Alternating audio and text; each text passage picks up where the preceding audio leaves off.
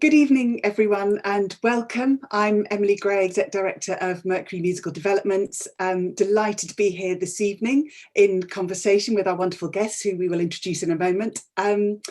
Welcome to everybody who's joining us on YouTube. We're going to have a discussion, and we'd then love to open this up to questions. So if there's something you'd like to ask, please can you write question in the chat and then tell us what your question is, and that will be fed through to us for our guests. It's lovely that you could join us tonight, and we're very excited to have our guests. But I'm going to hand over first to James. Hi, yes, I'm James Hadley, Executive Director of Musical Theatre Network. And without further ado, we're delighted to introduce our guests here tonight. Fred Carr and Robert Lee are both Associate Arts Professors at New York University's Tisch School of Arts. And we are delighted that all through this week, they are doing an online mentoring week with several musical theatre writers.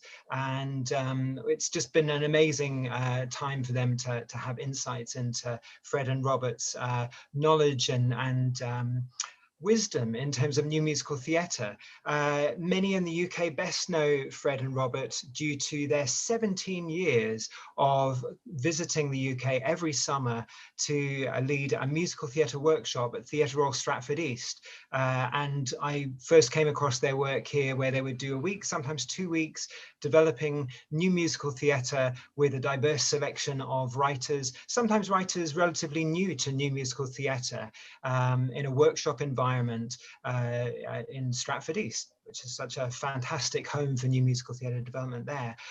Fred is a musical theatre composer and MD, and Robert is a lyricist and librettist. So they're both musical theatre creatives, as well as having coordinating courses at the Tisch School for quite a few years. So both creatives and academics, and they're considered international experts in terms of the development of new musical theatre.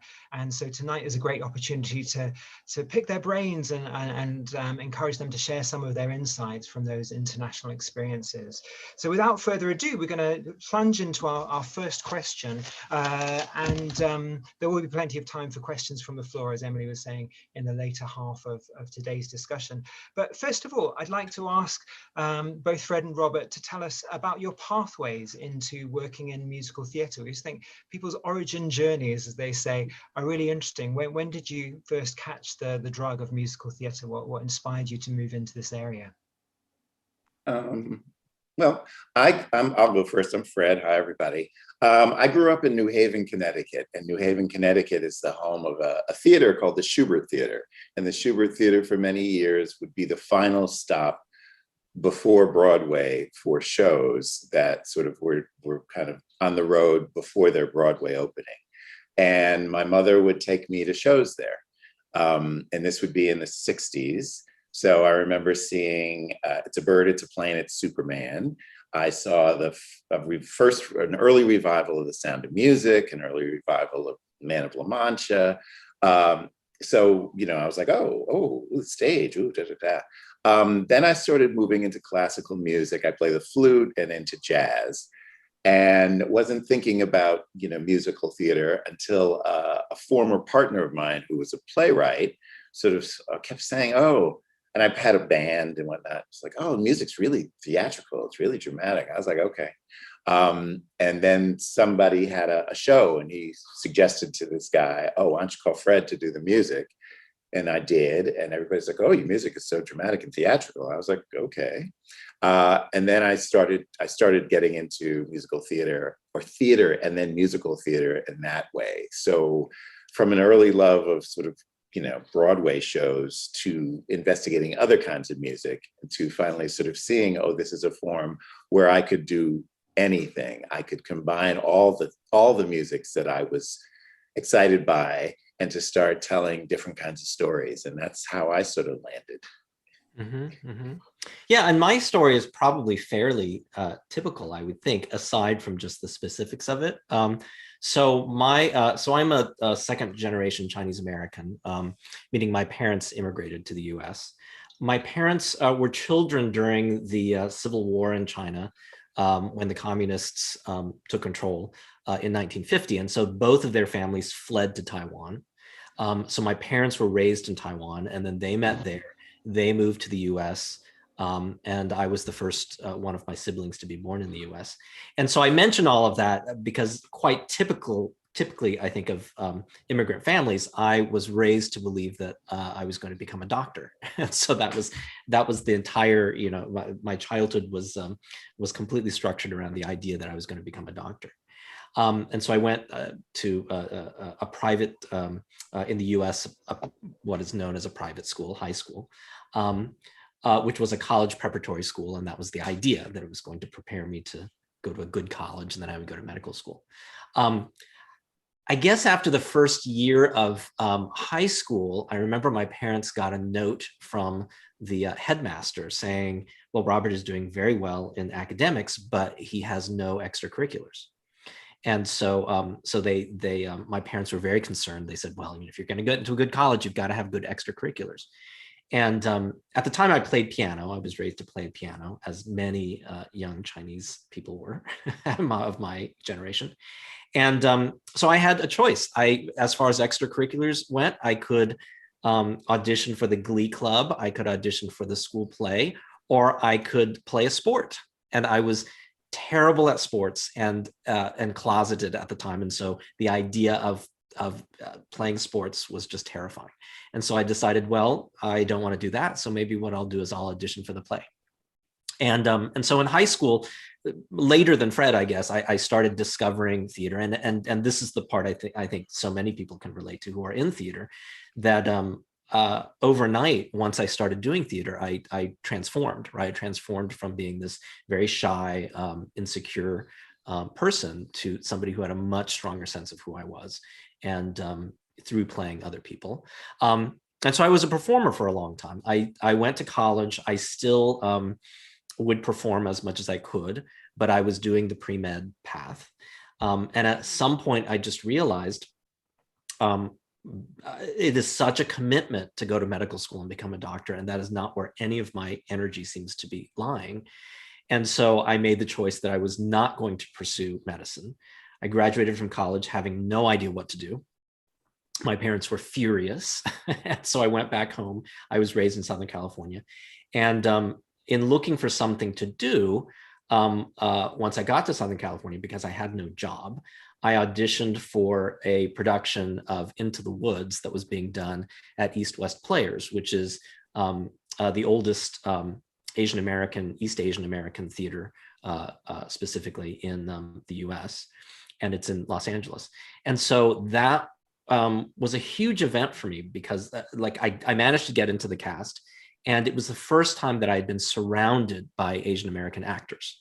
The entire ensemble was Asian American, and I had just simply never, I never knew that there was such a population of actors, and so around that time, I also decided I was going to apply to graduate school at NYU, because they had this master's degree in musical theater writing, and I realized very quickly as I was performing with these actors that I really did not have the level of talent that they did, but that what I did have was an interest in writing. And I decided then that what I really wanted to do was I wanted to create work for those actors, because I thought it was just so disturbing to me that I had grown up not knowing that all of these actors existed, and they were like an hour away from where I was living.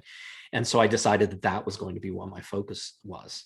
And so at that point, I stopped performing and threw myself into writing. And fortunately at NYU, I had professors who encouraged me. I always say that was the first place that I went as a student where I felt like what I said mattered and what I thought mattered, and they really changed my life that way. And so when Fred and I then got the opportunity to start teaching in London, that's one of the things that I took with me. Just that memory of how empowered I felt, and just wanting to pass that on to other people. yeah, so that's my story.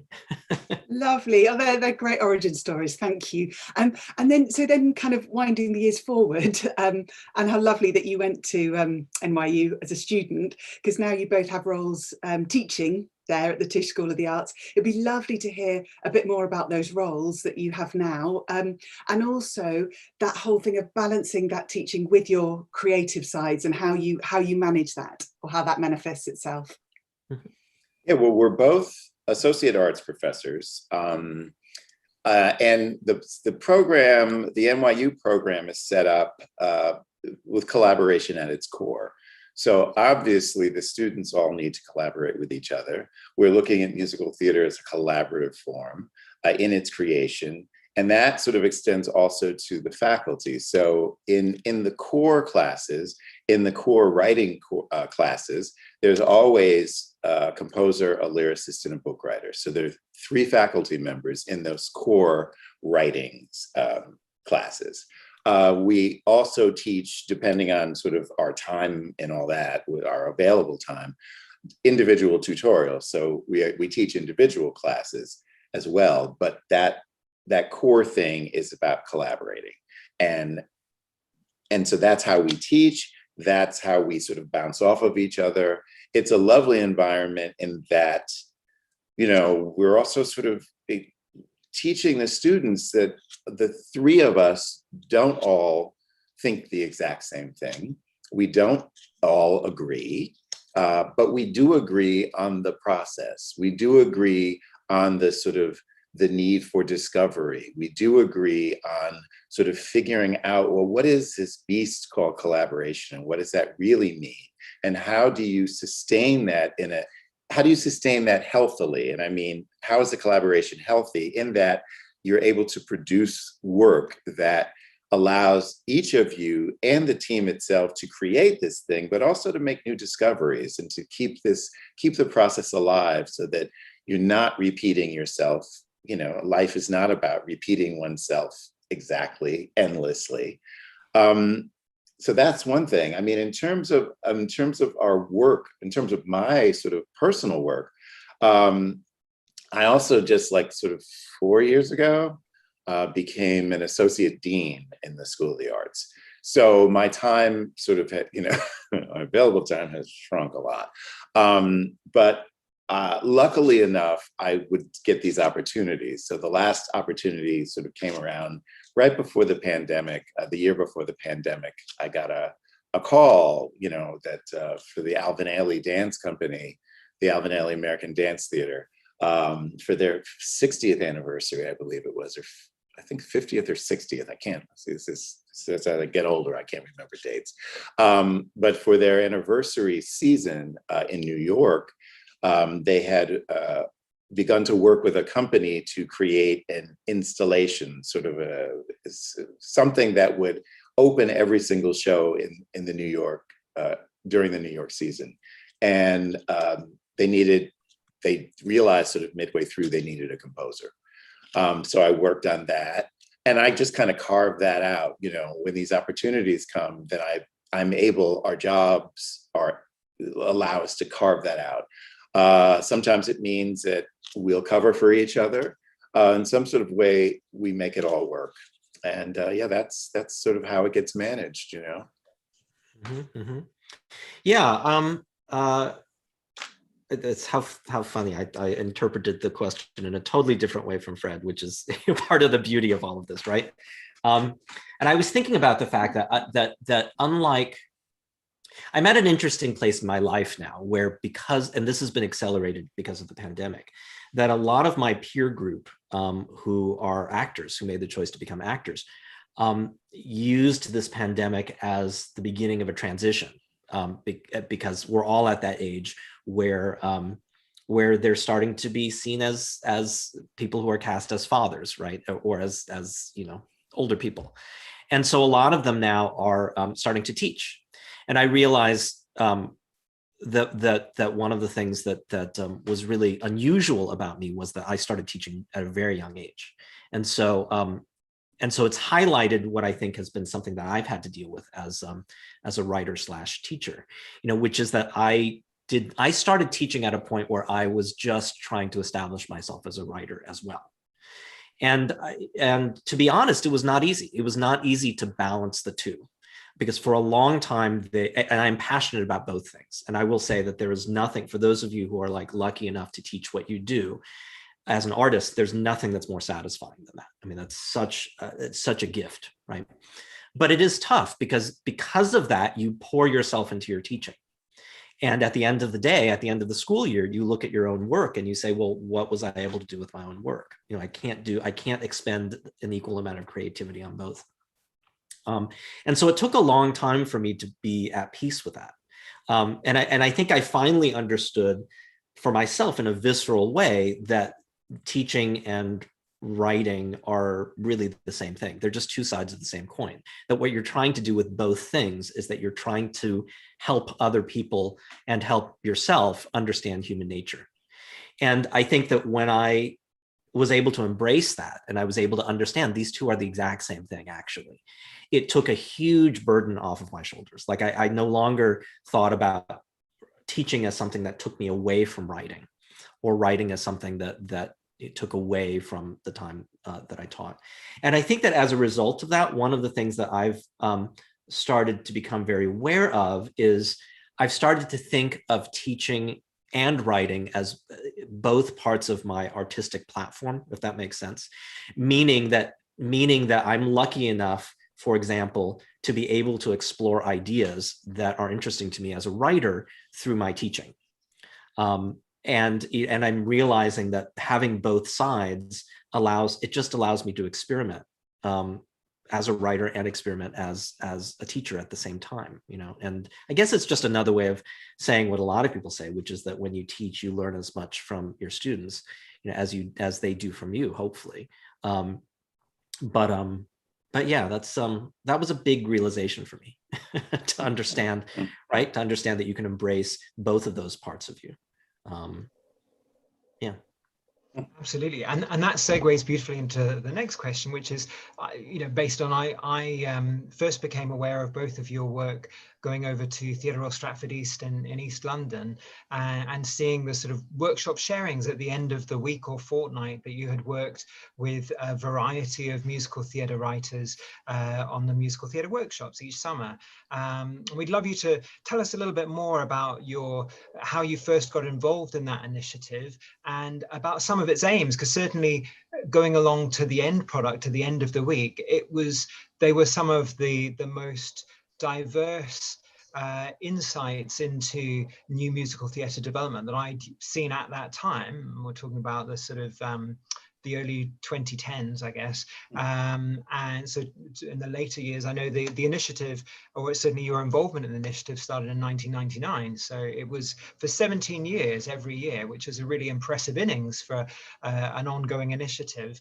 And those workshop sharings were both diverse stylistically in terms of the range of musical styles, but also in terms of the cultural heritages and the different backgrounds of the writers, many of whom, as I was saying earlier, were coming from outside of musical theatre in terms of their past areas of disciplinary focus as artists. Mm-hmm. So yeah, can you tell us a bit more about how that started, how you became involved, what the aims were, and how you would structure the weeks or fortnights to get the most out of them?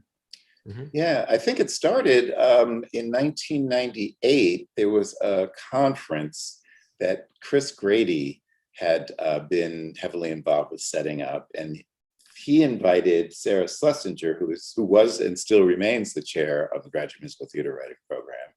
During that, so she flew over and did the conference, and during the conference, there was one session that Philip Headley was at. Philip Headley was then, I guess, you know, he's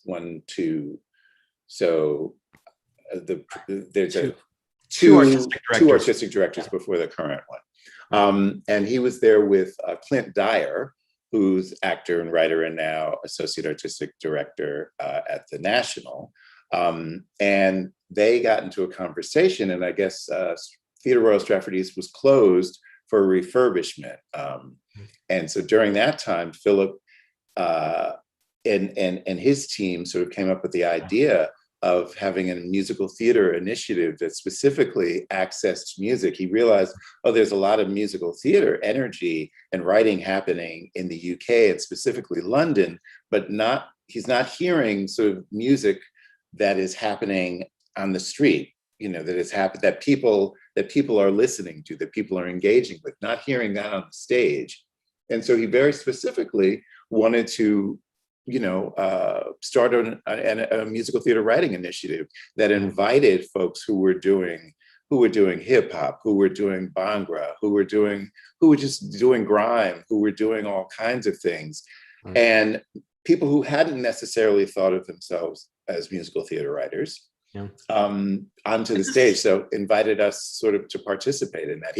He came over to New York, I think for about 2 months. Or something. It was a while, yeah. I mean, and so we invited them to come to the program, and they came every day. Philip and Clint were there every day during that period, and so we got to know them. They got to know us. Right, and I think that there's a detail of the story that I think bears repeating, because I think this is how change happens. Which is that they were having a session. This is Chris Grady's a workshop or conference. They were having a session, and at some point they were talking about the NYU program. And I believe, this is what I remember hearing, that Clint stood up and asked, well, what do you take students who don't notate music? And our chair, without even really thinking about it, said, well, no, that would probably be problematic because our faculty wouldn't be able to look at their music and be able to critique it. And Clint challenged that. And he said, well, yeah, I don't think that that's right. And Sarah, in her own telling, she said, well, that as soon as he said that, she thought to herself, well, yeah, that isn't right. And she said to him, can we have a conversation after? Let's not spend this entire session talking about it, but let's have a conversation afterwards.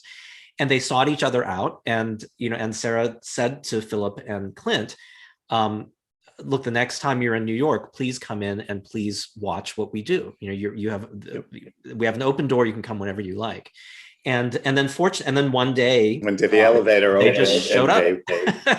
And it turned out that at that time, Stratford East had gotten some lottery money, and they were about to renovate the theater. So the whole theater was going to be shut down. At that time, they thought for months, and it turned out to be for years. And Philip decided, well, we're going to take her up on that offer.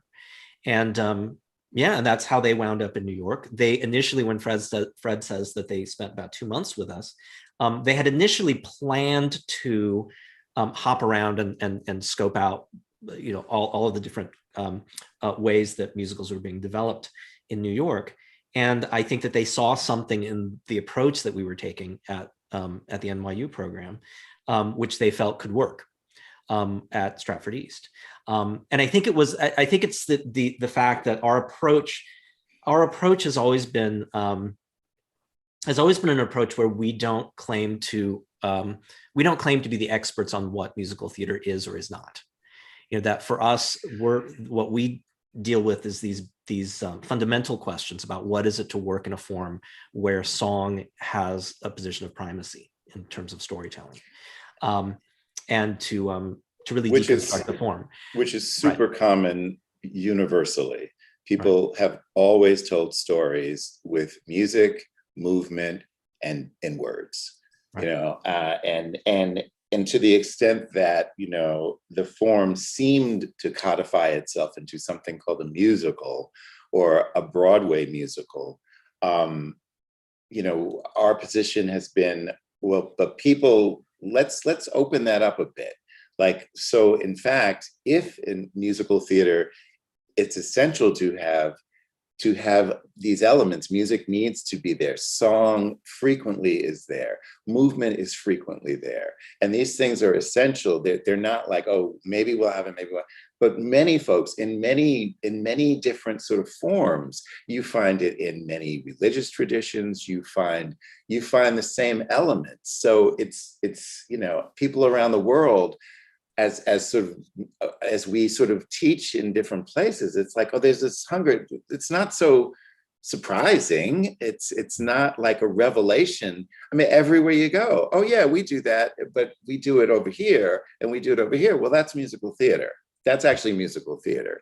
And so there's this diversity of ways of telling story, obvious diversity in story, and to encourage folks, oh yeah, it doesn't have, don't think in such a limited way about what a musical is or what a musical can be, or worry that, oh, you don't sound like these musicals that you've been able to listen to because of cast recordings. That's one sector of, that is musical theater. That is not the only thing musical theater is. And so, to make sure that the door is open to everybody's music and everybody's stories and everybody's different ways of telling stories. And in fact, I would argue that in the sort of Broadway West End musical theater tradition, the pieces that sort of kind of make those cutting edges and that make those leaps forward, those writers have big ears to understand, like, oh, wait a minute, we're not there's this whole history of non-narrative theatrical activity, and that's something that so many people understand. So is there a reliance? Why a reliance on book musical? What does that mean? And so, well, maybe we sort of mix that up. Or, there's rock music. Oh, there's jazz. Oh, there's hip hop. Oh, then the forms just kind of the form just, I think, needs to stay open, to stay alive. Yeah. The form as but even if, I don't think it's ever going to go away, because people have always had this need and they will always do it, Right. And I think just to go back to what I was saying before, I think that the reason why, to me, the bits that I added, I think, are so important is because it doesn't always occur to us, number one, that it's okay to question, how things have been done, which is what Clint did so brilliantly, but that also, rather than putting up a front, our chair, Sarah, opened herself up to the question. Mm-hmm. And then made an invitation, and then Philip took the invitation. And so it's like, it's amazing to me to think that this led to something that lasted for 17 years, right?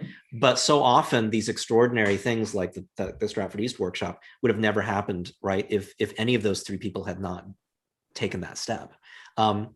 The other thing I wanted to say about the Stratford East workshop, that and it's amazing when I think of the first one was actually 4 weeks, which was just this amazing luxury that we could work with people for 4 weeks. But there are three things that I can think about, that Philip did brilliantly in setting this up. Number one, what he did was he included the first few years, he included directors, and he asked the directors who were the associate artists at the theater to sit in on every session. And so those directors learned the language that we were teaching the writers to speak, in terms of looking at musical theater. And so that was crucial. And I feel like that's a step that a lot of times musical theater development programs don't take into account. Another crucial step was that they made the commitment that whatever writers were going to come out of that workshop, that they were going to put that work on stage. And again, I feel like there are a lot of theaters around the U.S. anyway that have development programs, but there is not necessarily that determination that, come hell or high water, they're going to put one of those teams of writers on stage. And that might be a 20-minute piece. That might be, not necessarily only a full-length piece. Right. It's super important. Right. And then, the third thing just flew out of my brain. I think it's this. I may expand this to 4. But I think that the other thing was an understanding and an agreement that this was not going to be about creating. I know what it was. Oh, it's so crucial. Of course, it's that the participants were paid a stipend to go on this course.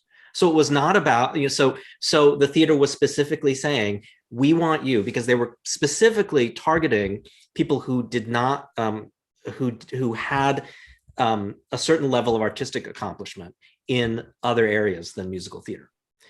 Might have been playwrights, what have you. But they also recognized that in order to welcome those people into a field,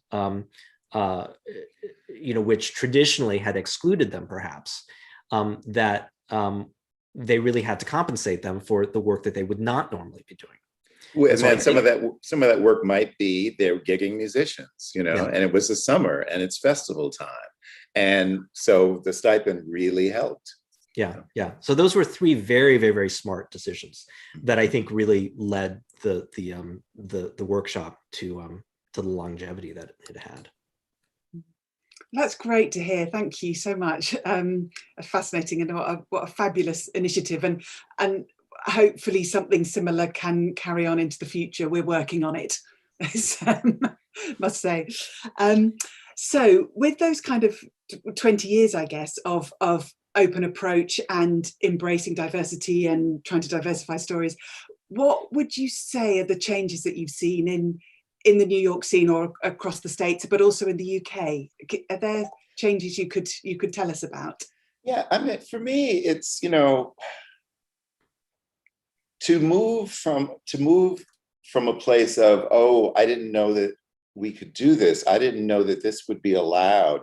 I didn't know that anybody wanted to hear this story. I didn't know that I could do something with this kind of music. I didn't know that it's, you know, to move from that to I'm doing this thing and I'm trying to do this thing. And it's like, I don't know if anybody's ever done it before. There's a sort of, you know, I'm seeing that difference. I'm also seeing a difference of, I think I'm seeing a difference of, I have this piece, we've been working on it and hoping somebody picks it up, to what are ways that we can possibly do this? You know, it's a difference between sort of waiting for someone to call you on the phone and figuring out ways for you to call people on the phone, but also for you to hook up with this person in this organization, in this community, and sort of figuring out, oh, can we sort of create another sort of way to get work seen, to get work out there. And that, I think, is important. I think it's super important. I think it's super important for any community that has felt, I didn't even know that was there. Like, nobody ever invited me to that space. I think it's super important that, you know, yes, there are gatekeepers. There are gatekeepers for everybody. And this is not an easy business. You know, it can be very expensive to do a musical theater piece. All of those things. But I think it's super important that, you know, writers, whoever they are, figure out, oh, it's not always about waiting for someone to sort of acknowledge you, waiting for someone who you think has the keys to the kingdom to acknowledge you, but to figure out ways to do the work the way people have always figured out ways to do the work, I think. And that is a change that I'm definitely seeing. I think that I'm also working on a project in Nairobi, and I've been doing that for about 3 years. It's called the NBO Musical Theater Initiative. And it's Kenyan writers, musical theater writers, very similar to the idea of Stratford East, in that folks who hadn't been thinking to write musical theater, and then some folks who had been thinking of writing musical theater, a diversity of stories, diversity of different kind of stylistic, like musical locations. And it's a very similar kind of a thing, you know? So I'm just kind of seeing folks, and it's also, they're telling stories that are Kenyan stories. And with Stratford East, and also with this workshop and last year's workshop also, I'm seeing folks who are interested in telling UK stories, you know, from their specific locations. And that, I think, is super important. So those changes, that seems to be something that I'm seeing more of, and I'm seeing more of that sort of here in the US. I'm seeing it there. I'm seeing it in Nairobi. I hope I'm going to be seeing it in other locations globally. Yeah. And I guess I'll expand on that in that I would say that the thing that's the most exciting to me about what's been happening, you know, it's interesting because Fred and I have, we basically before the pandemic, would come to London once a year, maybe twice a year, at the most. And so in a way, it gave us a kind of time lapse photography view of, of the industry over the close to 20 years. And one of the things that was very, very exciting to me has to do with this idea of an emerging, I don't want to say an emerging understanding, because I wouldn't say that understanding was not there, but maybe an emerging appreciation of what British musical theater can be. Because I remember when we first started coming over that when if you were to look at the new musicals that were being done in London anyway, they seemed to overwhelmingly be American musicals. Or they would be what I would consider musicals that had British subject matter, but were written like American musicals. And one of the things that I have always felt, and maybe this is, I'm sure that this is partly because I'm Chinese American, or completely because I'm Chinese American. I feel like when I'm looking at my own American work, my characters, if I'm writing East Asian characters, sing for a different reason than a lot of my peers, right? And I'm aware of that. I'm aware that because of my background, the urge to sing comes from a slightly different place, right? And because of that, like, I have always looked at American musical theater, as we understand it, as something that it developed in the United States for a particular reason, right? It developed out of a particular set of circumstances where you had certain marginalized groups, basically, these traditions coming together into this melting pot and this new form growing out of it. So to a certain extent, you could see the American musical theater tradition as being a form that is all about assimilation, that is all about this sort of melding of marginalized peoples, right? And that is a very American thing, and that is what our society is built on, right? That in the end is like the promise, I think, of the United States, right? And we don't always live up to that, but I think that that's the promise of it. And so our version of musical theater is steeped in that. And one of the things that I've begun to see, which is really exciting in the years that we've come over, is that when we initially came to London, I remember having a lot of conversations with people about what does it mean to be British? And people would just kind of look at me in a funny way and say, we've never thought about that before, right? And over time, I've seen obviously that this question of what does it mean to be British has evolved in a huge way over the last 20 years, right? And it shares, that there are certain things about that question that mirror the questions that are being asked in the US. But there's also a very different history, for example, with colonialism than there is in the US, right? And so there are fundamental differences between our societies. And one of the things that's really exciting is to see how new British writers are not only embracing the British stories, but are also starting to rethink the form for themselves, right? And to start to understand, British musical theater fundamentally has to be different from American musical theater, right? Because the society that's coming out of is different. The urge to sing is a different urge. So that's super exciting to me. And I know just from talking to, over the years, talking to a lot of the members of both of your organizations, that I understand that question is at the fore of people's minds now, which is, I think, the key to creating something that, that is really long lasting as a form. Those are both such great answers. Thank you. And yeah, certainly something that every 2 years when we go out on the road throughout the UK, looking at beam pitching presentations of new musical development, we very much see that sort of gradual change. Mm-hmm. I mean, I guess the other side of that same theme in terms of how artistically the musical theatre art form is evolving, both here and in the US, the other side of that theme, of course, is, are things evolving as much as we want in terms of who's writing the new musical theatre and how they're accessing the opportunities? What have you perceived that have things evolved as much as you would have expected across the last 20 years or so in terms of the diversification of who is writing musical theatre?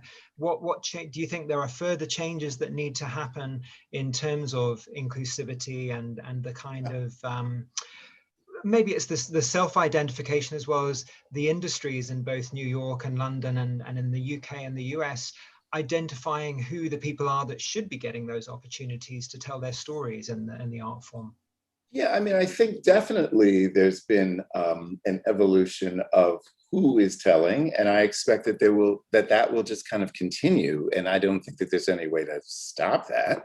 You know, as people want to see their stories on stage, they're going to sort of make those things happen. They're going to make those pieces. They're going to make those shows. They're going to, you know, that never stops. I guess the question is, you know, I always feel sort of less comfortable talking about the industry and sort of what the industry sort of wants to do, because that changes as well. You know, that changes sort of, I think even, I was going to say generationally, but I think it's faster than that. But sort of depending on who is in what spot, in which place, you know, and how much are they able to kind of really affect and open up the door for folks, and to the extent that those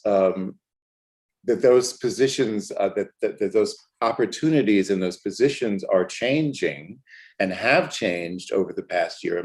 I'm clear about a few positions in the UK, much clearer about those positions in the US. I think here, across the US, in many theaters, there have been changes in leadership or additions to the leadership team, the real leadership team, that are very hopeful to sort of to have eyes and ears out for work that those theaters didn't necessarily have the eyes and ears for. And so time will tell, you know, over the next few years, how that develops. I mean, we're certainly seeing theaters, you know, where there's been leadership changes, and they're announcing seasons that look very different than the seasons that they had. Obviously, many theaters have to deal with subscribers. They have to deal with their audience. I mean, so, you know, again, like I said, I'm coming from a creative place. But yeah, I think at least in the US, I'm seeing hopeful signs, and we'll see how that develops. You know, we'll just see how that develops. Mm-hmm. And I mean, there have been leadership changes in the UK as well, in London theaters, that I think are extremely exciting.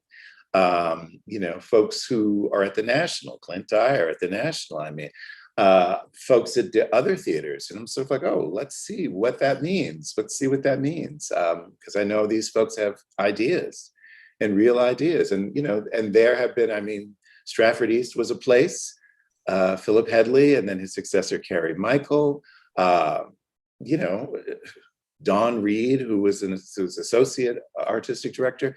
They, you know, they had the eyes and ears for this. And I think, I mean, you know, yeah, I'm hoping that more, you know, that continues, that development continues. And with folks who have an appreciation for musical theater, because it's a different kind of beast. Yeah. Yeah, I think I agree. I think a lot of change has happened fairly recently, which is wonderful. Like if you had asked me this question 3 years ago, I might not have said that I thought enough change was happening. But I do think that change is happening. And I think that the thing that and this can be applied to society in general, you know, as much as it applies to our field, which is that what I hope that what everyone keeps reminding themselves of is that this cannot happen overnight. Right. And that anybody who is looking for this to happen overnight is just looking for trouble. Right. Because no change is that simple. Who's going to be disappointed. Right. So so that's what I'm hoping, that people understand that this is something that needs to happen for the long haul. And that there is not the attempt to put a quick fix on things. And I think a part of that is also to understand that no population, no marginalized group is a monolith, right? And so that is something that I think is also very tricky. It's to understand, okay, great, if you're going to be more inclusive about the sorts of artists that you welcome under your umbrella, also understand that within each marginalized group, there are people with very different kinds of stories to tell, right? Mm-hmm. And it is important to not fall into a place where, where you're marginalizing people within these marginalized groups. And that's tough, because a lot of that is also about, it's the people talk about, I feel a lot of times that people talk about intersectionality without really understanding how hard it is to truly be intersectional. And even as you're dealing with issues, for example, of race, you're also dealing with issues of gender. You're also dealing with issues of gender identity. You're also dealing with issues of ability, right? Of ability, of yeah. So it's complicated, and it neurodiversity. I mean, yeah, it should be, because right. the people are complicated, and everybody has stories, and and do those writers who want to tell those stories, are they telling them in as specific a way that then makes it so universal? That, oh, okay, this is a story about somebody who is not me, but oh my goodness, I'm seeing my story in here, and I'm connecting to this. And that's why I go to theater. That's what I want. I want to have a new experience when I go to theater. That doesn't always mean that I have the same idea of what theater is, that I'm going to sit in a seat and somebody's going to tell me a nice, neat story, a story that has a rising arc and all that. I want, like, surprise me with different ways of telling stories, surprise me with different sort of shapes of story. People are very familiar with that multiplicity of the idea of story is out in the world. It has always been out in the world. And that's what I'm sort of looking for. And I think that's what a lot of folks are familiar with, and sort of that's where they're seeing themselves. I always hear a lot of people, oh, I don't buy this musical theater thing. They're talking and they start singing. That doesn't make any sense to me. And so then it's like, well, what about when you go to church? Oh, yeah.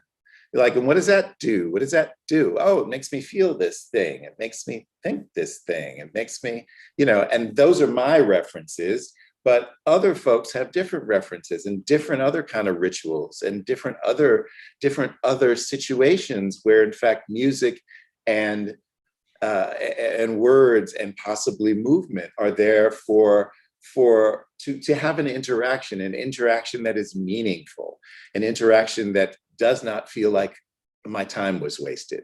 And I think that is what folks are looking for. I remember once seeing something someone said to me, oh, that was great. Wow, so many ideas, but is it a play? And I was like, doesn't matter.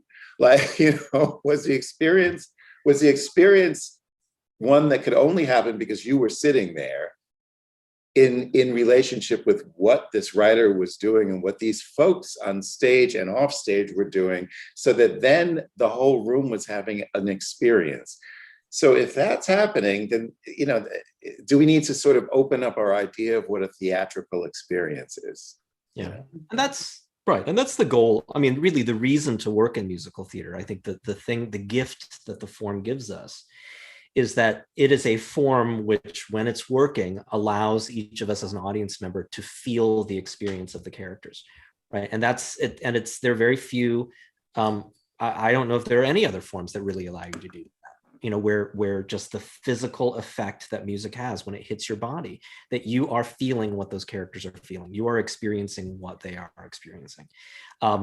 And that it is a deeply, deeply immersive experience. And I have to say that one of the things that happened at the beginning of the pandemic, for me, this was at the time when, I'm sure this was happening here as much as it was in the US, where theaters were starting to open up their archives and they were allowing people to watch, all these videos of work that they had done. And I found myself having almost no interest in seeing any of that stuff. And it really hit home to me that theater going had become something that was just like a habit for me.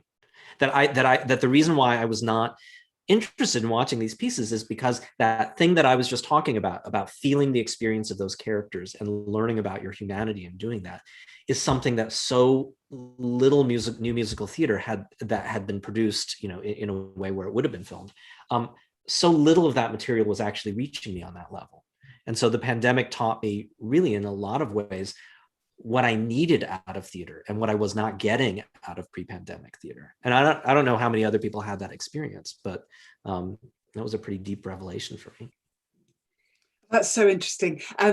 So it would be amazing to hear from the two of you what pieces do excite you, where the art form is developing or doing something interesting, different, exciting, because or maybe there hasn't been much in terms of, maybe it's you're aware of things that are coming, but it would just be lovely to hear out of the new musical theatre world, who is it, who's exciting, which shows do you think we should be tuning into to get that excitement? I think you should be, for me, in recent years, and I'll say the past 6 years, let's say, it may even be a little longer than 6, I can't, whatever. But A Strange Loop by Michael R. Jackson was in 2019, hugely exciting. Also in 2019, Dave Malloy's Octet, crazy exciting. And they were both playing on 42nd Street, like a block away from each other. Again, just very, very different shows, operating very different ways, super exciting. What was of course, now things like flew out of my head. Kirsten Childs is writing, her writing is always interesting. Oh God, who else? What else? Passing Strange excited me. I would add Band's Visit excited me. Band's Visit, I sat and just cried through the whole thing. I mean, really, 10 minutes in, I was crying, and I didn't stop until 15 minutes after the show stopped. So that was very, I was like, oh, that was great. Right. For me, I would add Hadestown. I find Hadestown very exciting as well. And that was here. I mean, it's here. I'm acting as if I'm in London, right? But you have had a chance to see that as well. Hamilton, obviously, super important, very exciting. And then things, things are kind of on the horizon. It's just, I'm just kind of really looking forward to seeing what's coming. But we always say that some of the most exciting work that we see is actually the work that our students are doing, whether it's here, whether it's our students in London or whether it's our students in New York. That tends to be the most exciting. I would say that tends to be the most exciting work for me, because it is on the cutting edge, and and you really get a sense of, where the next generation is heading in terms of their understanding of this form. I will say that one thing that probably, I'm thinking about the fact that when I went to graduate school, musical theater, everybody thought that musical theater was dead. Everybody thought it was a dying art form. There was that one year in New York where there was not even a Tony given for Best New Musical, because Sunset Boulevard was the only thing that opened that was a new musical. And to go from that to a place now where the younger generation, like musical theater has become something that is like,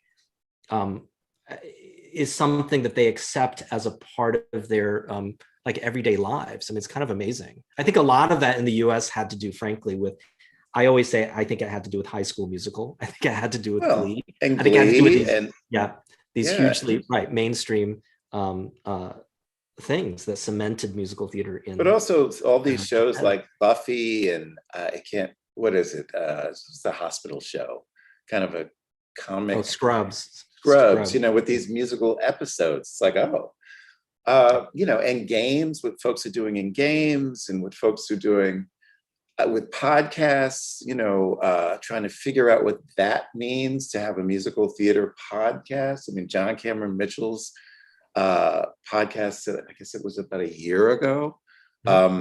Just very exciting. It's like, folks are really kind of thinking about, what are the forms here? And those are the things, that's what I was talking about when, yes, live theater is one thing, Live theater on a huge stage is another sort of one thing. But there are all these other ways to sort of break into stuff, you know?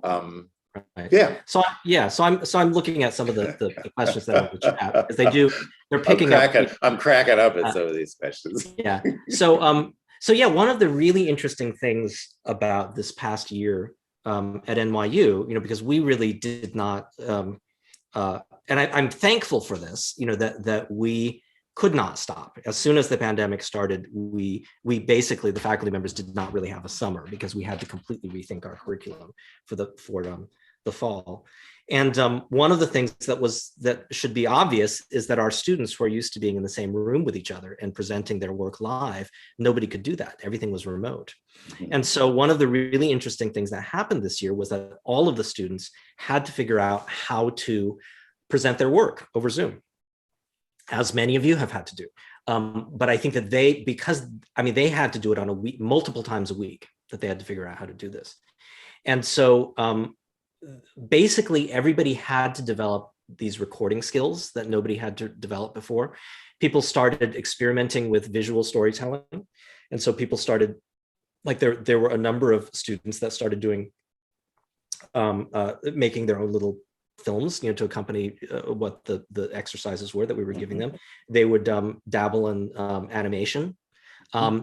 So I think that one of the things that was very, very exciting to me is watching them do that and watching them discover all of these new things about how to tell stories with songs, right? Which they never would have discovered if we had been in our pre-pandemic state. Or they might have fallen into it, but we sort of kind of made them make all these discoveries, and it's interesting because somebody, go ahead. Huh? No, go ahead. Well, one of the things, it's gone out of my head. Why don't you talk first and then I'll pick up. No, I was just looking at some of these questions, and somebody is asking, should we ask you? We'll bring in those questions from the floor now. This was actually the next question we were going to ask was to you, Fred, about your time in Nairobi. And we've got a question from the floor there asking, can you talk a bit more about the workshops you did in Nairobi? Talking about how was the landscape in Kenya different in terms of the approaches to musical theatre writing there? What was different, did you notice, from the students you were working with, if anything? Well, yeah, I mean, obviously the stories that they were bringing in were pretty exclusively kind of Kenyan stories, or stories that were coming from their experience, So we were, it was me and another colleague from NYU, Deborah Brevoort, were invited to come and sort of mentor this workshop that was organized by Eric Wainaina and Sheba Hurst, who were producing the workshop. Eric Wainaina is very famous and wonderful Kenyan musician. He's into musicals. And so he and Sheba and his team sort of vetted the writers, invited writers to join. So the question seemed to be about skill level. Skill level was high. The skill level was high. Some of the folks hadn't written a musical before. Some were screenwriters, playwrights, poets, kind of contemporary musicians, popular musicians, but skill level high. What changes were made in our teaching? None. Absolutely none. Absolutely none. We sort of showed examples from the US shows to look at, kind of contextualize, which is what we do, kind of contextualizing, okay, this is going on, what is happening here? What did you just learn? How did you just figure that out? Where did the music let you figure that out? What about the intersection of music and words allowed you to feel that? So let's strike all the words here musically. What happened there? And, or like when folks are doing stuff, it's like, okay, you sort of announced to me where you were going because you actually prepared that chord change. But in the context of this story, the character's just kind of, it's a surprise for the character. So what if you don't worry about preparing it? What if you just jump? Or what if you actually prepare that because that allows for this to happen? And so, there were no changes, absolutely no changes. our sort of, our intention was, okay, we're there sort of planting some seeds, and hopefully that, the Kenyan sort of tree is going to grow, but the Kenyan tree is y'all. So, and that's exactly what's happening. Very exciting work there, and much work, much stuff that I had never heard before, and languages that I did not know. And that was also very interesting, because one piece had 4 different languages, and we said, like, don't give us any translations. And so then I said, okay, what did you think was going on? We said, well, we thought, yeah, absolutely right. So that was an interesting thing as well. It's like, yeah, you write in English if that is what needs to happen. But this is a place where there are multiple languages spoken. And in fact, many people speak multiple languages. So tell the stories that you want to tell in the languages that you're telling them in. So yeah, that's the Kenyan context. I mean, really very, very exciting, super exciting. But to the question of the skill level thing, again, like, we got there and there were folks who had been invited to come, because Eric knows everybody. So. Great, thank you. Could we go to questions for Robert? And I wonder if we can kind of bring Roland's and Samara's questions together, talking about, hearing a bit more about the infrastructure for musicals in New York, where people are just starting out. And obviously your work with NAMT could be quite interesting in this context. But also, what was the other one from Roland?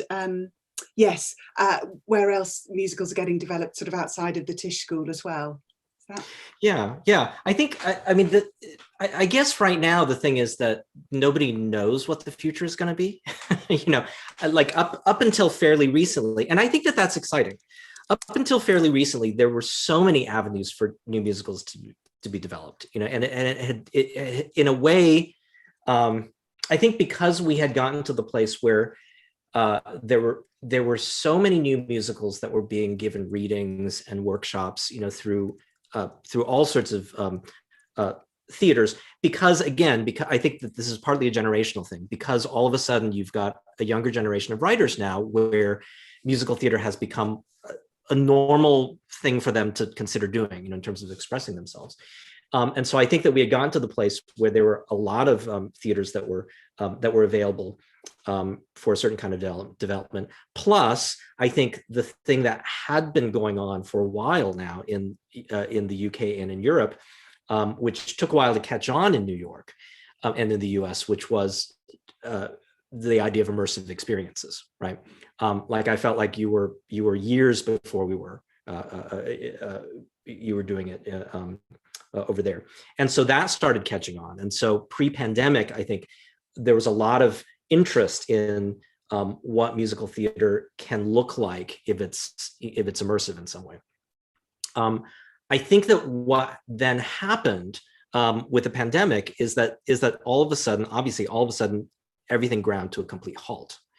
And I think that what ended up happening as a result of that, in a way, is that we all started to understand that there are other ways for us to create art that doesn't depend on having a lot of money, or does not depend on having an in with a theater, right, to do a reading or a workshop. I mean, as you all know, it's the typical life of a musical theater writer to work on something for years and then nobody sees it. Nobody sees it because you have submitted it somewhere and you just don't know the right people, who are going to champion it and all that sort of thing. And so I think that where I was starting to go with looking at what the students were doing, in terms of doing videos and recordings, I think that one of the things that people were forced to do during this past year, musical theater artists, is that they were forced to really take stock of what talents they have, what talents they actually have that perhaps they were never asked to cultivate because the pre-pandemic industry did not ask them to do that, if that makes sense. Like, I'm thinking in particular of one student that we have who is actually, she probably doesn't think of herself as an animator, but she's kind of a brilliant animator. And one of the things that we watched over the course of the year, and she would animate things like, she would either make her own puppets, or she would do animations with confetti, and stop motion animations with confetti. And she ultimately started understanding that there was a certain way that she would think when she was animating that would change the way that she would see her musical theater writing, right? And that to me is enormously exciting because every one of us has some version of that. Like every one of us probably did something else before we did musical theater, right? And and so I think that one of the things that's going to be interesting when we all come back is to see, okay, can people hang on to that? Can people hang on to that? Because once you understand that you have all these talents that are untapped, you start opening the door to figuring out different ways that you can get your work out there without relying on the traditional infrastructures. Because as much as there are opportunities, and there were opportunities pre-pandemic in New York, a lot of theater companies which would do readings of shows and things, you're still relying on the same thing, which is you're relying on a theater or a producer to say, here, I'm going to give you $40,000 and you can produce your 29-hour reading, right? And that, I think, one of the things that we were starting to come to pre-pandemic is to understand that that's kind of unsustainable, right? And that what it's resulting in is it's resulting in the same group of people constantly getting opportunities and other people being shut out of that.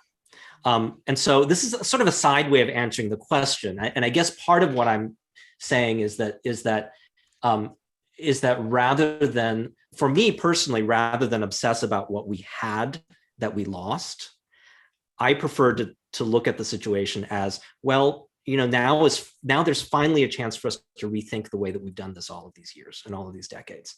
And was that the healthiest way of proceeding? Mm-hmm. Right? Can we all come out of this with some new models as to how work can be generated? And part of, if I can segue into this, that part of what we've also tried to do at NYU is that we've tried to start the process of, like I did a series of classes this year where I brought in people who were either from the world of games, like they were game designers or game scholars, or alumni of ours that had gone into the gaming industry, and to really talk about, okay, what is the intersection of games and musical theater? What can that intersection be? We brought somebody in who came from the world of, I don't know if this term means anything to people, but the world of experience design, and talking about how new technology and musical theater can interface, right? We started bringing people in who were specifically people from the world of animation, and talked about, well, how is it that animation is done? What are the shortcomings of how it is done, and what are the potential, what is the potential if you start to throw away those traditional models?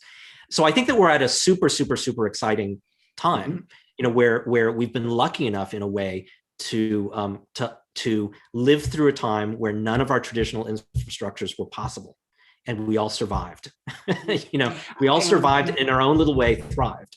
So can we hold on? I must do a shout out here, because I think Robert is far too modest. Robert has made the most fabulous animation, skydiving Asian man made in lockdown, and we will share that with everyone because it is beautiful. And that didn't cost you $40,000. No, it cost me 2 weeks of my time and some sleepless nights, but that was it. But I mean, oh, sorry, go ahead. Oh, sorry, I was just going to say it segues nicely in one of the questions from the floor, because they're coming in thick and fast, which is about the degree to which people are moving. You mentioned this earlier, I think it might have been Fred mentioned, that writers seem to be pivoting, as they're saying during lockdown, towards self-producing or being more proactive and getting their material out there in the way that Robert's animation succeeds so beautifully in doing. Someone's asking to have, do you feel this is an ongoing sustainable thing, that writers are going to be self-producing more or doing more proactive approaches going forward? And alongside this, I must add many requests from the chat for you to write a book and send a book out into the universe to share your wisdom on these subject matters to the industry. Well, I'll just, can I, oh, sorry, go ahead. I was going to dive in with something. Okay, I was going to dive in with something that, anybody who knows me has heard me say this before, but it was a revelation to me when I suddenly one day I woke up and I thought, being a musical theater writer is like being an inventor. The trap that we all fall into. So first of all, the reason why we all do musical theater as opposed to going into film and TV, is because we own our work, right? I mean, so many people would say that's why we stay in theater, because we own our work and we have artistic control. To me, that is the equivalent basically of being an inventor. And if you were to tell, if any inventor were to tell you, I've invented this amazing product and it's sitting in my basement and I'm just waiting for somebody to call and give me some sort of approval that I can get it to market, you would think that there was something wrong with them, right? I mean, the thing that inventors do is they create something in their proverbial basement, and then they go out and they look for a way to make it happen. They go out and they look for the investors. They understand that what they have is something that has never been seen before, and they need to do that kind of legwork. And I can't speak for anybody else, but I will say that I have spent way too many years sending some script off and then just waiting and waiting and waiting and saying, why are they not calling me? Why have they not written me? Right? And not understanding, well, that's actually not their job to do. and also I'm being self-defeating by just sitting around and waiting, that we all have way more power than we think we have. Like I was, one of the things that I've just started talking about recently is that I have a younger brother who started, for whatever reason, he's a nurse, and he just started creating these Lego videos on YouTube, these Lego animated videos. And they were Lego animated videos about his life as a nurse, and these very short 6 or 7 minute things. And he started maybe a couple of years ago, and he has something like 17,000 followers, you know, and I'm like, okay, well, there are YouTube people who have way more followers than that. But I did the math and I thought, with 17,000 followers, he has reached way more people than my work has ever reached in the theater, right? And it's understanding that what I have not done personally is I have not embraced any of these new technologies, because in a way, the existing infrastructures did not encourage me to do that, right? If that makes sense. So, yeah. So go ahead, Fred. Yeah, no, I'm just, it's a similar thing, just that there are so many ways to get your work out there now. And I think that if that is what you want to do, then you should start to avail yourself. I was thinking about, the music industry sort of had to face this existential kind of change years ago, when the, digital music and everything, I mean, it sort of meant a whole shift about, yes, record companies are still signing folks, but people are putting their stuff out there in different ways. They're putting it out on SoundCloud, they're putting it out on whatever. And the smart folks in the record companies are listening to all that stuff, and I would say similarly, when you're sort of, yes, there are folks who are like, I'm only going to do live theater, and that's what I'm going to do. And my stuff demands a certain level of production. Okay.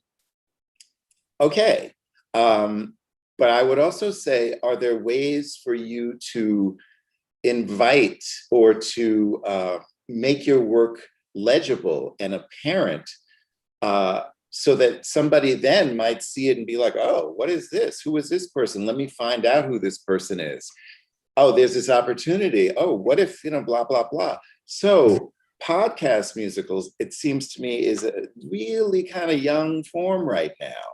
And the pandemic had us all listening to podcasts. I just think there's a lot of opportunity there that is waiting to be kind of tapped. Yeah. And all the forms that Robert was talking about, computers, if you have the resources to be able to get online and to be able to create certain things and put them online in platforms like YouTube, like Instagram, like TikTok even. I mean, people, I'm watching, so I'm not a young person. So, but the young people, like, they do the TikTok thing. We did one exercise at NYU and the team made it, they used TikTok. And so to listen to it, we all had to download TikTok to experience it. We had to download TikTok. And even in that, somehow or other, as we're watching it, the thing is getting all these likes from people who aren't in the class. It was like, well, isn't that interesting? And in the past, like 20 minutes, they got 270 likes. Mm-hmm. So I think it's an encouragement to everybody who's out there to really start to avail yourselves of these technologies. Yeah, because it democratizes things in a way that is I think super useful. And yeah.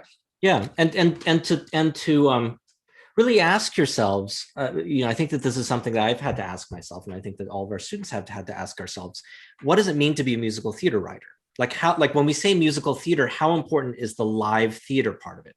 It is a part of it, but if you really deconstruct what it is to be a musical theater writer, it's about telling stories through song, right? I mean, it's about telling these narratives. It's the thing that I said before. It's like working in a medium where the audience or the listener can feel your story, can feel the experience of your story, and understanding the power of that. I'm going to just make reference to something that two of our students who are just graduating have just created, because it also connects with Jonathan's question a little bit about musical theater and social change. That we have two students, one of whom is actually from the UK, Sam Norman, and Eliza Randall, who is his collaborator. And the two of them, for their thesis musical, created a podcast. And the podcast is called Echolocation. It's one of the most brilliant musical podcasts I've heard. The two characters in the podcast, they wanted to create something which was specifically designed to be an audio experience. And so the two characters are two high school students living in Las Vegas, who one of whom is economically disadvantaged. He's a athlete, a star athlete in high school. And so basically his future hinges on getting some sort of sports scholarship. And then the other person, who is his friend, is blind from birth, but she is somebody who comes from a rather wealthy family. And it's about these two characters who take a road trip from Las Vegas to Yellowstone, the national park, and about what they discover about each other and about themselves during that journey. And it's brilliant. I mean, the songs are brilliant. The concept is brilliant. And one of the things that they were very careful about is that because neither of them is visually impaired, they interviewed friends. They have a very close friend who they involved in every step of the process to make sure. Was the actor. She is an actor, yeah. I don't know that she was the actor in the piece, but she was an actor, yeah. And one of the things that they've then done, so they had her look at everything, and they took her feedback. And in the end, we've actually asked of all of our students, because they couldn't do a final reading, we asked all of them to put together a 20-minute, what we were calling a sizzle reel. So I guess it is sort of it's a sizzle reel. It's 20 minutes that describe the show. And what they decided to do with their sizzle reel is they decided to interview her, so that their introduction to their show, when they're starting to pitch it to people, is actually a video, which is largely a conversation with an actor who is a low vision actor, right? So this is an example of like these writers embracing this whole new form, right? And now that they've got the podcast, it's like they don't need anybody's permission, right, to do anything, exactly, right? They've got it. It's in hand, right? But they've also found a way to make that form say something which is important to them, that's about inclusion, right? And it's a complicated story, because the character is blind, but she's also wealthy, and so the piece is saying some really interesting things about what privilege is, right? And in creating their promotional materials for it, they're doing something that is completely or completely resonates with their sense of social justice, right? So I just throw that out as an example of two writers who, and it's super exciting, who have brought all of these strands together. And I would argue that pre-pandemic, I don't know that it would have been that easy for people to have conceived this kind of project, right? That this kind of project really kind of came out of the void that was left when we couldn't have our traditional infrastructures. And I mean, it's, writing pieces that sort of are coming consciously from a social justice kind of stance is not new. It's certainly not new. I mean, I think I could start naming pieces and be naming them for the next 3 hours of writers, of plays, of musical theater pieces, of dance pieces that have been very explicitly grounded in a social justice kind of need, provocative or thoughtful, wanting to start people thinking and possibly into action. I think that the question is always, and not just social justice pieces, any pieces, is the piece engaging? Is the piece engaging me? Period. I think that's really the question. Yeah, yeah. There's a lot to comment on right now in the world, in the US, in the UK, around the world. I think that has always driven writers. That has always driven writers around the world to say what they need to say, to have the conversations that they want to have with the audience, with the community, to form another kind of a community, to question the community, to question the leadership, to imagine a new world, to imagine a reformed society. That is not a new impulse for writers of musical theater or of straight plays or writers, period. And I'm including composers in that when I say writers. So yeah.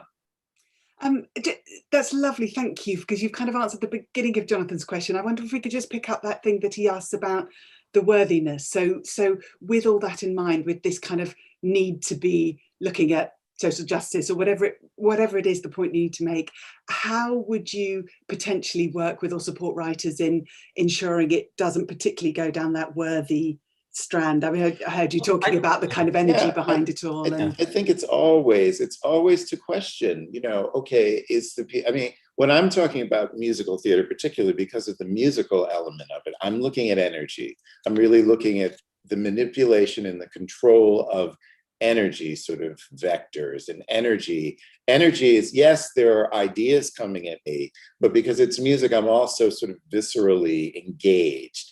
And then that visceral engagement is that staying energetic, because if it's not staying energetic, then I worry, if I start getting bored, then that's a problem. If the audience starts getting bored, I think it's a problem. I think audiences, as long as they are engaged, will take all kinds of stuff. If they decide that they trust you and they decide that they want to hear what you have to say, and that can happen pretty quickly. And sometimes it doesn't happen too quickly. But once they decide that, then it's about energy. So my question is, okay, so what's the energetic nature of stuff? If it's about worthiness or saying the right thing all the time, is that being done? How is that being done? Is that being done in a way that is inviting engagement? And is it also sort of inviting engagement, utilizing the form? Are your characters, to the extent that the piece is character driven, are they three-dimensional characters? Are they characters with depth? I don't like being lectured at, typically.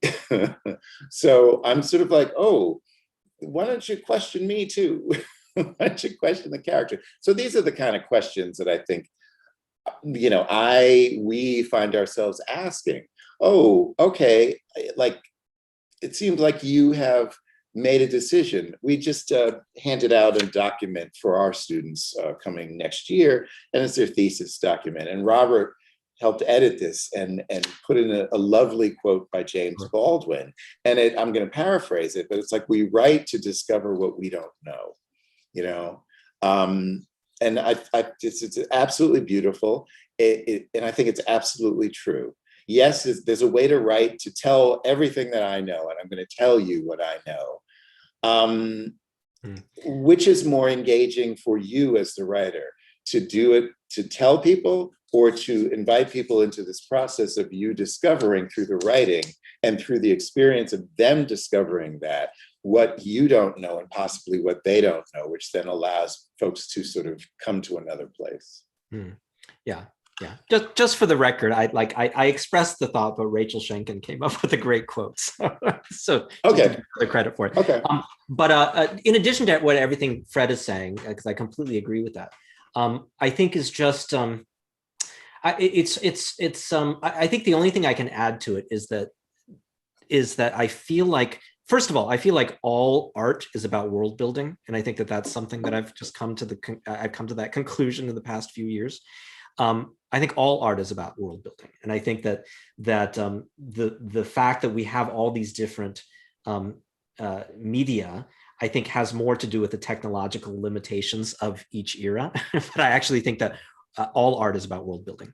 And I think that the thing about musical theater is that and this again has to do with the thing that we said earlier about its ability to make us viscerally feel and experience, that musical theater is baked into the form is an inclusivity, right? It's like musical theater as a form is community building. That's the potential of it. That's the power of it. And I tend to think that the pieces which work, that are that are pieces that have an agenda, the pieces that work are the ones that embrace that ability that the form has to create community among the people on stage and the people in the audience. And I would say that in my experience, the pieces that don't get their point across, no matter how noble their intent, a lot of times most of the time it's because they are not taking advantage of that. And it creates a situation where we're watching it and thinking, well, okay, I understand why the authors feel like this is worthy, but I don't understand why I'm seeing it in this form. And to me, I'm sure people will agree, there is nothing more painful in this world artistically than watching a musical that doesn't work. No matter how much you admire the intent of the people who have created it, there is nothing more painful. So I think, I hope that's some sort of an answer, just in terms of that question of, well, what is worthy, and does a piece, if a piece helps build community, but it doesn't actually have an overt agenda, quote unquote agenda, the way that we understand it, I think it's equally powerful.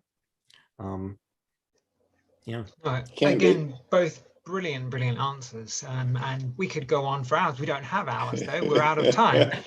So I think just echoing many of the comments in the chat today, we'd love to also say we look forward to a book of wisdom from both of you, because I think the world will be a richer place. Certainly the musical theatre world, we would love to hear more of these pearls of wisdom written down, because it is a great privilege and pleasure talking to both you and hearing some of your insights and your wealth of experience from working on so many new musicals internationally over the last few decades. It's amazing insight. So thank you so much for sharing them with us tonight. Oh, thank you for having us, and really. Yeah, and thank you. I know that Fred, echoes these thoughts. Thank the two of you. I was about to do it before, but you jumped in fast. Yeah. I mean, we were so worried when the Stratford East workshop ceased to be, and it was, we don't harbor any kind of bitterness about it, because it's artistic leadership changed, and it's the prerogative of every artistic director to figure out what programs are important, for their vision. But we often talk about this in private, how amazing it is that MTN and MMD and all the other organizations that were trying to play, that were part of the workshop the last 2 years ago, that you've just worked to keep this alive, because it is not easy. And if it's any, I'm hoping that maybe the story of the Stratford East workshop starting when basically the theater had no physical space, and that they found a way to do it, to sustain it for 2 years with no physical space, is inspiring for the two of you, and encourages you to keep doing what you're doing. But it's super important. So thank you. Yeah, definitely. Well, thank you so much. It's as James says, it's wonderful to have your insight and wisdom and your humor, and you give us such profound things with such lightness, which is so beautiful. Thank you. It's an absolute joy to listen to you, and lovely to have you working with writers over here, and long may it continue. Like I say, we will work our hardest to make that happen. So yes, really hope to see you back here in person before too long. That would be lovely. Yeah. And thank you so much to our audience. Thank you so much for coming. And I believe this will be recorded and put up on YouTube. So if you know other people who might enjoy this discussion or find things in it, then do recommend it to other people. And we wish you all a happy evening. Thank you so much for joining us. And thank you, Fred and Robert. Thanks. Thank you. Bye-bye. Bye.